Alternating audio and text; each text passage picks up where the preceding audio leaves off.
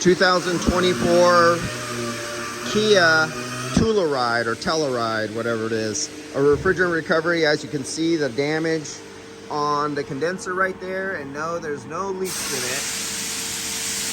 So that did not leak, because this aluminum is very flexible. You can make aluminum very stiff, hard, and brittle and strong, or you can make it very soft like butter, like this here. As you can see, this is 2024, so everything's like brand new. Look at the foam on top. You won't get this on your aftermarket. Look at the foam on the radiator. Radiator is damaged. If you get an aftermarket, it's not available for this 2024 yet, but in a year or two it will. Usually on the cheap aftermarkets, you will not have this foam, you will not have this foam, this foam, this foam.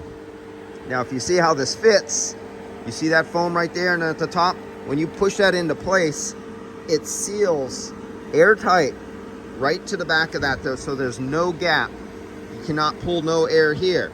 It's airtight at the top. That actually fits really snugly there.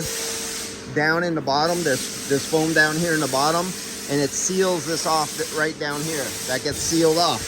The foam in the front, all this foam that you see sticking out in the front, seals up to the back of this where it fits inside here.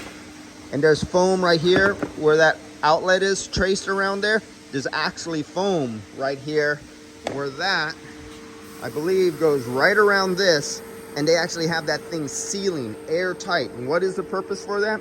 To make sure no air comes in front or around or underneath or on top and gets sucked in. That could be hot from the hood or from behind here. No air could be pulled in on top of the radiator. No air can get behind the condenser. All the air must pass through all these fins and tubes on the condenser to get your utmost cooling.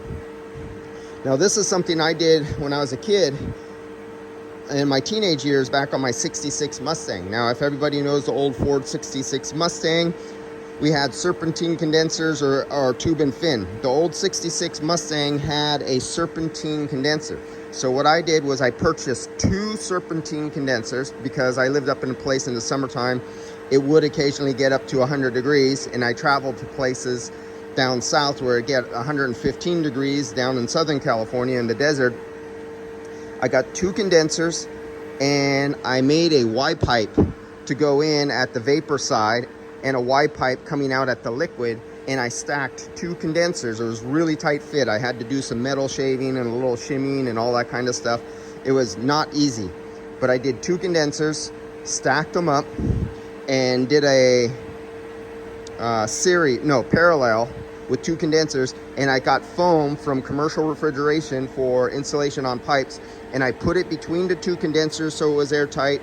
I used metal high temperature tape between the fan shroud, where the fan shroud would go by the radiator, and I taped up with metal high temperature furnace tape between the fan shroud and the radiator, and then from the radiator to the condensers, everything was either foamed or taped airtight, so all the air had to go through the 2 condensers to make sure it had the highest draw. And I had a high output fan back there and everything like that. I did the same thing with a 72 Mustang.